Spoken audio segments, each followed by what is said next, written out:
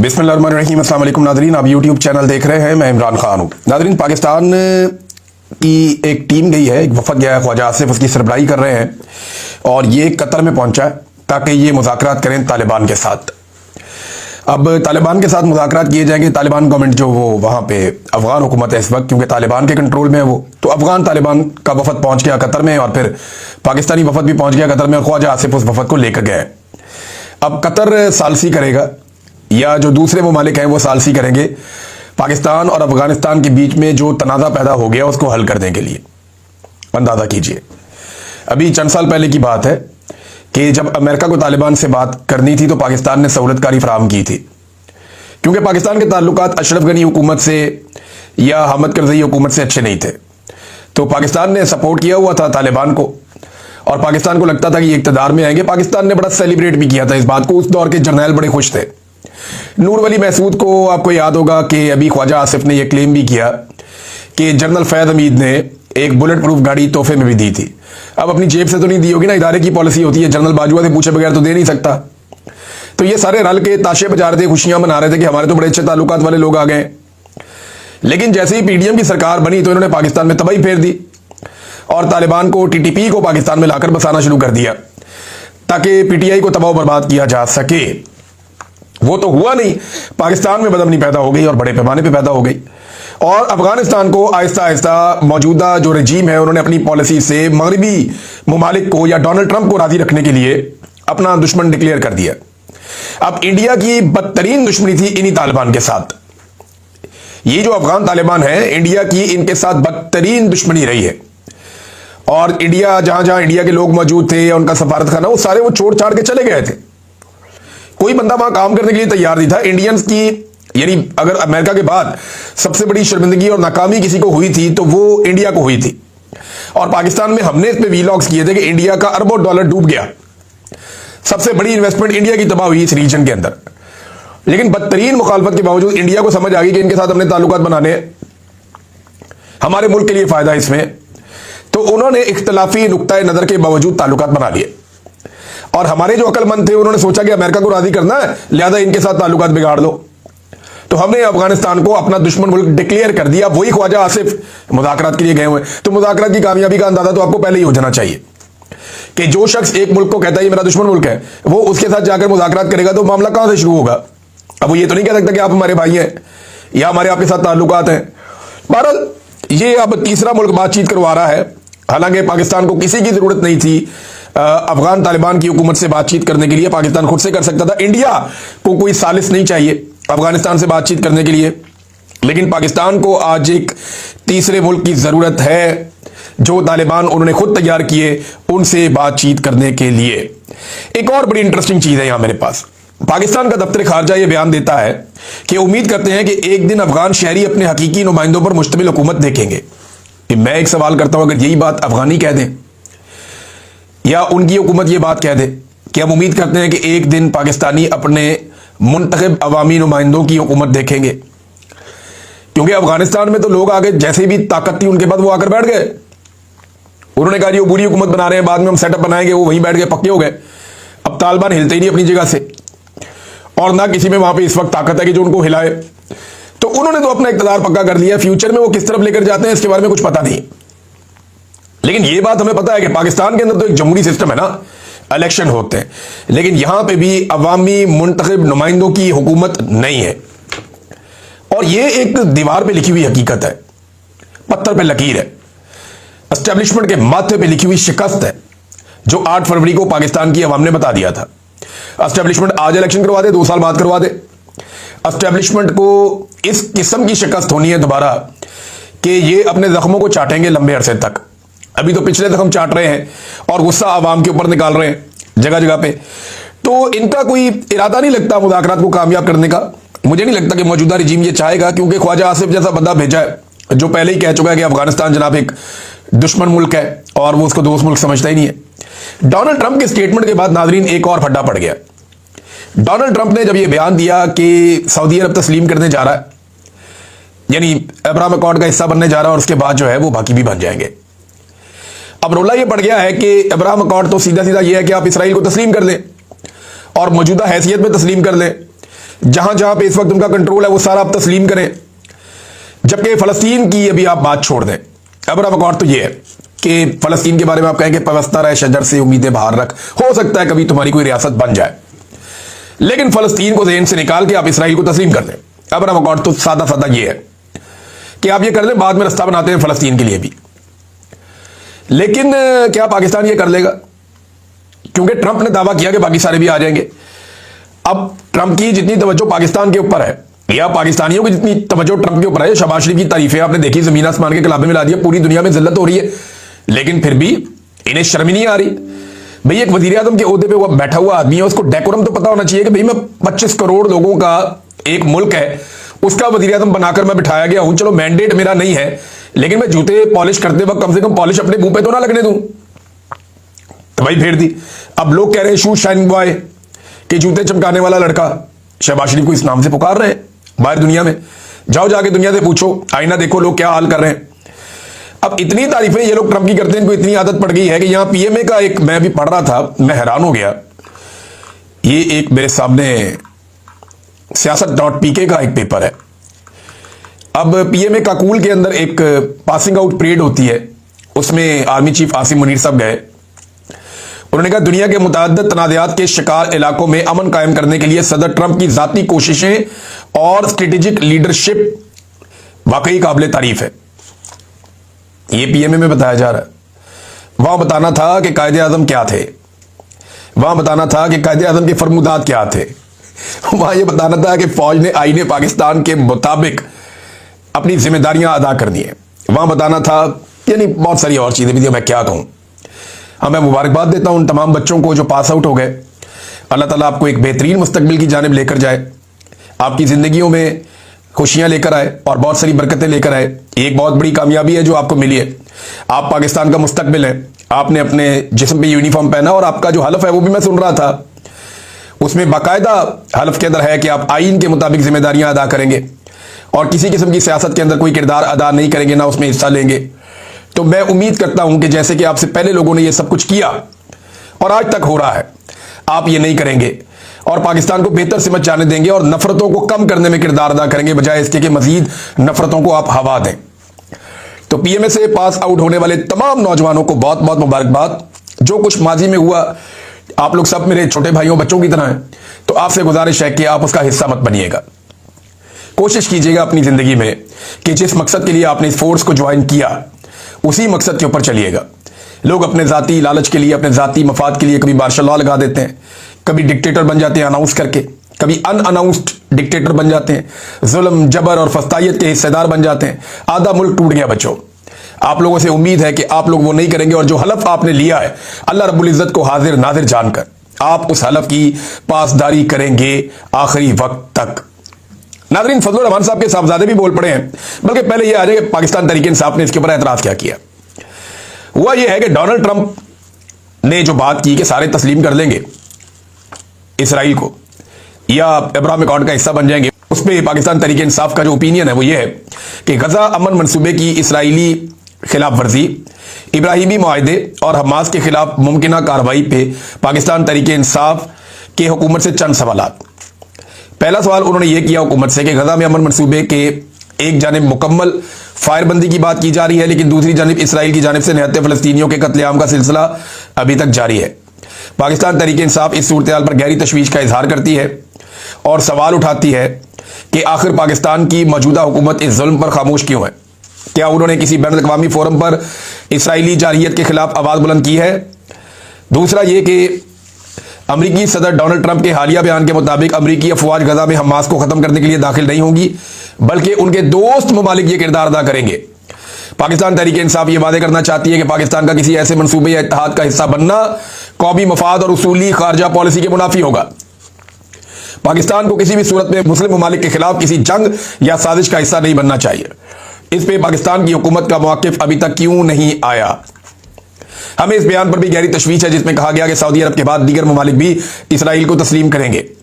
पाकिस्तान तहरीक इंसाफ वादे मौक़िफ़ रखती है कि फ़लस्तीन की आज़ादी और अल-कुद्स शरीफ के तहफ़्फ़ुज़ से कबल इसराइल को तस्लीम करना न सिर्फ उम्मत मुस्लिमा से गद्दारी होगी, बल्कि कायद-ए-आज़म मोहम्मद अली जिन्ना के उसूली मौक़िफ़ से भी इन्हिराफ होगा। हुकूमत पाकिस्तान इससे मुताल्लिक अपना वादे मौक़िफ़ अवाम के सामने रखे। यहां डंडी मारी है थोड़ी तहरीक इंसाफ के लोगों ने जो भी मौजूद है। इमरान खान ने कहा था कि 1967 वाली पोजीशन, इमरान खान ने कहा था कि एक वेस्ट बैंक और बहुत सारे और इलाके हैं, गाजा भी इसके अंदर शामिल है, और जेरूशलम उसका कैपिटल होगा। ये इमरान खान साहब ने बात की थी। यहां इन्होंने ये नहीं कहा कि जेरूशलम कैपिटल होगा, यहां उन्होंने एक मुख्तलिफ बात की है और इसमें उन्होंने सिर्फ ये कहा कि अल-कुद्स शरीफ की हिफाजत। आखिरी जो पैराग्राफ है पाकिस्तान तहरीक इंसाफ का वो ये है कि पाकिस्तान तहरीक इंसाफ हुकूमत से मुतालबा करती है कि वो वाज़ेह कौमी मौक़िफ़ इख्तियार करे, इसराइली मज़ालिम की सख्त मज़म्मत करे, आलमी बरादरी को मुतहर्रिक करे और फ़लस्तीनी अवाम के साथ मुकम्मल यकजहती का इजहार करे। और पाकिस्तानी जो गवर्नमेंट है वो इधर पाकिस्तानियों को मार रही है, उनके ऊपर जुल्म कर रही है, उनके ऊपर जबर कर रही है, उनके ऊपर तशद्दुद कर रही है। जो लोग निकले थे उनके साथ इन्होंने क्या किया, मैं ये एक सुन रहा था क्लिप, मुझे बड़ी तकलीफ हुई सुन के, लेकिन मैं आपको सुनाता हूं कि आखिरी वक्त में जो साद रिजवी है वो क्या कह रहे थे सिक्योरिटी फोर्सेस से। ये जुमले जरा आप सुनिए, मुझे तो बड़ी तकलीफ हुई सुन के। पाकिस्तान हमारा है, हम तुम हमारे भाइयों, जाओ वापस चले जाओ और उनसे कह दो हम गोली नहीं चला सकते, हम इनको नहीं मार सकते, जाओ। मैं तुम्हें अल्लाह का वास्ता देता हूँ वापस चले जाओ, तुम्हें मैं रसूलुल्लाह का वास्ता देता हूँ वापस चले जाओ, मैं तुम्हें तुम्हारी हलाली माओ का वास्ता देता हूँ वापस चले जाओ। ओए मैं तुम्हें तुम्हारी माओ के दूध का वास्ता देता हूँ वापस चले जाओ। ओए वापस चले जाओ, मैं तुम्हें तुम्हारी माओ का दूध का वास्ता देता हूँ, उन 32 धारों का वास्ता देता हूँ, वापस चले जाओ, गोली बंद कर दो, वापस चले जाओ। अल्लाह तुम्हें बड़ी इज्जतें देगा, अल्लाह तुम्हें बड़ी जनाब सरफराजियां देगा, अल्लाह तुम्हें हमेशा जनाब गज़वा हिंद के मुजाहिदों में बनाएगा, लेकिन खुदा के लिए अपनी नस्लों को बर्बाद ना करो। तो आपने सुना कि साद रिजवी साहब कैसे इनको वास्ते दे रहे थे, लेकिन इसके बावजूद अभी तक उनका कोई पता नहीं चल रहा। अब टीएलपी की खवातीन की गिरफ्तारियां भी शुरू कर दी गई हैं। यहां मेरे पास की तफसील मौजूद है और चादर और चार दीवारी का तकद्दुस पामाल किया जा रहा है। अल्लामा अब्बास अंजुम साहब की एहलिया की गिरफ्तारी हुई है और धमाका खेज मवाद और हैंड ग्रेनेड से हमला करने का भी उनके ऊपर मुकदमा डाल दिया गया। जनाब इन्होंने ग्रेनेड मारे हैं। ये कोई टीटीपी वाले हैं, और ये बारूद वाले नहीं, दरूद वाले हैं। आप जबरदस्ती इनको उठा के बारूद वाली साइड पे लेकर जा रहे हैं। मैं पहले भी ये बार बार कहता रहा हूं कि दहशतगर्दों को तैयार करने वाली नर्सरी है पाकिस्तान की एस्टेब्लिशमेंट। निहत्ते लोगों को उठाकर पहले कत्लेआम करते हैं, फिर उनके ऊपर बारूद के और हथियारों के ढेर डाल दिए जाते हैं, फिर उन्हें जबरदस्ती उस रास्ते पर चलाया जाता है और बिलाखिर दहशतगर्द तैयार कर दिए जाते हैं। ये तो बेचारे दरूद वाले मौलवी हैं, तो बारूद वाले मौलवी नहीं है। इनके ऊपर उठा के जो है वो अब बारूद डाल दिया है। मेरी समझ से बाहर है, मेरी समझ से बाहर है। इनको मशवरे कौन देता है और ये किस तरफ लेकर जाना चाहते हैं पाकिस्तान को। इन्होंने देखा ना पहले कि कोई तरीके लब्बैक का रिएक्शन नहीं आ रहा, कोई रद्द-ए-अमल नहीं आ रहा, तो इन्होंने कहा जी अब खवातीन को भी उठाओ। ये नेक्स्ट स्टेज के ऊपर आ गए हैं, देखते हैं क्या होता है। बहरहाल हालात ये हैं कि शहबाज शरीफ साहब के लिए तकरीर कर रहे थे इख्तियार वली साहब है एक इनके PMLN के खैबर पख्तूनख्वा में, तो स्टूडेंट्स का एक बहुत बड़ा इकट्ठ था, वहां पे वो भी थे, कुछ PTI के जो रहनुमा है वो भी थे। बारी बारी सबने खिताब करना था, तो ये फटाफट खिताब करके निकल गए। इन्हें आइडिया था कि बाद में बहुत धुलाई होगी। तो इन्होंने ना जिस वक्त ये बात की कि डोनाल्ड ट्रंप किसी को मुंह नहीं लगाता, तो डोनाल्ड ट्रंप ने जो है वो माइक सीधा किया शहबाज शरीफ के लिए और कहा जी आए आके बात करें। तो इस तरह की बात जब ये कर रहे थे ना, तो तालिबा जो सामने तालिब इल्म मौजूद थे उन सब ने शेम शेम के नारे लगाना शुरू कर दिए। कितनी तकलीफ वाली बात है। देखिए पाकिस्तान का एक आम नौजवान, एक तालिब इल्म भी महसूस करता है कि वज़ीर आज़म ने हमारी नाक कटवाई है, हमारी बहुत बेइज्जती करवाई है, जो खैर जरूरी थी वो नहीं करना चाहिए था। और माइक पर तलबा को कहा गया कि शोर ना मचाएं वरना आपको हॉल से बाहर निकाला जाएगा या आप हॉल से बाहर चले जाएं। इस तरह फिर तलबा को रोकने की कोशिश की गई, लेकिन तलबा बहुत गुस्से में थे। उन्होंने कहा यार ये क्या बकवास है, एक तरफ तो नाक कटवा के आ गए पाकिस्तान की 25 करोड़ आवाम की, और ऊपर से आगे यहाँ पे तन के कह रहे हो कि जनाब ट्रंप किसी को मुंह नहीं लगाता। माइक सीधा किया और उसने शहबाज शरीफ को कहा कि आकर बात करें, और बाद में कहा इससे ज्यादा मैं क्या बात करूं। भाई शहबाज शरीफ ने जो किया वो भी बताओ ना। यानी पूरी की पूरी पॉलिसी खत्म कर दी 28 सेकंड के अंदर, तबाही बर्बादी फेर दी शहबाज शरीफ ने। हमने तो कभी देखा ही नहीं। फजल रहमान साहब के बाद उनका बेटा भी मैदान में आ गया नाज़रीन, और उनका बेटा अब एक तकरीर कर रहा था, मैं सुन रहा था, असद। उसने कहा जनाब कि यहां फौज की हुकूमत है, यहां एस्टेब्लिशमेंट की हुकूमत है, यहां सेक्टर कमांडर की हुकूमत है, यहां कोर कमांडर की हुकूमत है, तुम जमीयत उलमा इस्लाम को मरऊब नहीं कर सकते। अब क्योंकि 27वीं आईनी तरमीम होने जा रही है, तो फजल रहमान साहब को तो ये पता है कि उनके बगैर भी हो जाएगी। अब रोला कोई नहीं है। अब उन्होंने अपने नंबर पूरे कर लिए, मखसूस नशिस्तें उन्होंने अपने खाते में डाल ली हुई हैं। 26वीं आईनी तरमीम में जो फजलुर रहमान साहब ने सहूलतकारी की, उसके नतीजे में नए बनने वाली अदालत ने जो काम किए, कारनामे किए, उनमें एक तो यह है कि फौजी अदालतों को या उनके फैसलों को उन्होंने जायज़ करार दे दिया, जो तारीख में कभी नहीं होता, दुनिया में नहीं होता। सिविलियन के फौजी ट्रायल उनका ठीक है, करो इनके। दूसरा जो एक बड़ा कारनामा किया, उन्होंने मखसूस नशिस्तें माले गनीमत की तरह बांट दी। फजलुर रहमान साहब को भी मिली, बाकियों को भी मिली। अब जो बाकियों को मिली तो उन्हें जरूरत नहीं है फजलुर रहमान साहब के आगे भीख मांगने की। अब वो आके मुलाकातें नहीं करेंगे, जब चाहेंगे वो 27वीं आईनी तरमीम कर देंगे और उसका ड्राफ्ट वो बना रहे हैं। वो एक खौफनाक आईनी तरमीम है। अगर पाकिस्तान में कुछ बच गया है तो वो सारा भी अब डूबने वाला है, और जो कुछ पाकिस्तान में बचा है उस सारे को भी अब साइड पे कर दिया जाएगा। नाज़रीन, एक और चीज है, राणा सनाउल्लाह साहब ने यह तस्लीम कर लिया है कि वजीर आजम के पास इमरान खान से मुलाकात करवाने का इख्तियार नहीं है। यानी वजीर आजम के पास नहीं होता जी, ये तो सुपरिटेंडेंट ऑफ जेल के पास होता है। और सुपरिटेंडेंट ऑफ जेल कोई अमेरिका में है या बरतानिया में है, और भाई वो पाकिस्तान के अंदर है, वो अंडर गवर्नमेंट के काम करता है। जब चाहे आप मुलाकात करवा सकते हैं। इमरान खान की दफा तो ये बात चिल्लाते थे कि इमरान खान के पास एसी उतारने का इख्तियार है, वो उतार सकता है, तो आपके पास इमरान खान से मुलाकात करवाने का इख्तियार नहीं है। तो ये बात बिल्कुल दुरुस्त है कि इमरान खान के पास तो कुछ ना कुछ इख्तियार होता था, लेकिन मौजूदा हुकूमत में टके का इख्तियार भी इन लोगों के पास नहीं है। शहबाज शरीफ साहब ने छोटा मोटा भी अपना कोई काम करना होता है या फैसला करना होता है ना, एक अपने ऑफिस का बंदा भी इधर से उधर करना होता है, तो इनको ऊपर परमिशन लेनी पड़ती है बिग बॉस से, और ये वो परमिशन ले लेके अपनी हुकूमत चलाते हैं और हर जगह पे फिर जूते पॉलिश भी करते हैं। नाज़रीन, एहसन इकबाल ने भी शहबाज शरीफ का एक पोल खोल दिया। राणा सनाउल्लाह ने तो खोला ही खोला, एहसन इकबाल साहब ने भी खोल दिया। उन्होंने बताया कि झूठ बोलते थे ये। इन्होंने 2022 में कहा था कि 12 अरब डॉलर तक हमें इमदाद मिल गई है दोस्त ममालिक से, फ्रेंड्स ऑफ पाकिस्तान, और जनाब हम बहुत पैसा लेकर आ रहे हैं सलाम मुतासरीन की मदद के लिए। करोड़ों रुपए के तो इन्होंने अखबारात के अंदर इश्तिहार छपवा दिए, टीवी के अंदर कवरेज करवा दी, रौला डाल दिया इन्होंने, जनाब इतना पैसा हो गया, रोजाना 1 अरब डॉलर और बढ़ जाता था। तो ये 12-13 अरब डॉलर तक उस दौर में पहुंच गए थे। इन्होंने कौम से कितना झूठ बोला था। आज जब उस पैसे का हिसाब देना पड़ता है तो एहसन इकबाल साहब बता रहे हैं कि जनाब 2022 के सैलाब में 12 अरब डॉलर तक के जो दावे किए गए सारे झूठ है। शहबाज शरीफ भी झूठा था, उसकी पूरी काबीना झूठी थी। जो इमदाद थी वो सिर्फ 60 करोड़ डॉलर थी, यानी आधा अरब डॉलर भी के करीब थी वो, और वो भी पता नहीं मिले या नहीं मिले। बहरहाल ये पैसे और वो लगे तो रही गई, यानी आधा अरब डॉलर भी लगा होता तो नजर आ रहा होता ना। दावे इन्होंने किए 12-13 अरब डॉलर के, आधे अरब डॉलर तक भी ये नहीं पहुंच पाए जो अवाम को मिला। हकीकतन अवाम के ऊपर तो इन्होंने कुछ लगाया ही नहीं। नाज़रीन, आरिफ अलवी साहब ने भी जलियांवाला बाग का जो वाकया हुआ था पाकिस्तान बनने से पहले, उसको बताते हुए उन्होंने कहा जी 9 मई, 26 नवंबर और आज़ाद कश्मीर और चौथा मुरीद के अलमिया, ये उसी सिलसिले की कड़ियां हैं। और इन चीज़ों को जोड़कर उन्होंने देखा, उन्होंने कहा जी अंग्रेज तो चला गया है, और जुल्म और जबर के तरीकों पर अगर निगाह डाली जाए तो यूं लगता है कि वो अपने बाद ऐसे शागिर्द छोड़ गया है जो उनसे भी आगे निकल गए। ये 4 वाकयात अभी आसिम मुनीर साहब के दौर में हुए हैं ऊपर नीचे पाकिस्तान में, और चारों वाकयात के अंदर मैसेकर हुआ है, यानी इंसानों का कत्लेआम हुआ है। बड़ी लंबी ट्वीट है आरिफ अलवी साहब की, आप इसे पढ़ेंगे तो आपको बहुत कुछ समझने का और सीखने का मौका मिलेगा, लेकिन एक्चुअल जो उसकी बुनियाद है वो यही है जो मैंने आपके सामने रख दी है। असद उमर साहब नाज़रीन अब हल्के हल्के मैदान में आ रहे हैं और उन्होंने हुकूमत के खिलाफ ट्वीट्स करना शुरू कर दिए हैं। ऐसा लगता है जो पहले शायद उन पर सख्ती थी वो अब नहीं है। तो असद उमर साहब ने एक बड़ी इंटरेस्टिंग ट्वीट की। उन्होंने कहा मीडिया रिपोर्ट्स के मुताबिक हुकूमत IMF टीम को पाकिस्तान आने से रोक रही है। IMF की एक टीम पाकिस्तान आना चाहती है, हुकूमत से रोक रही है।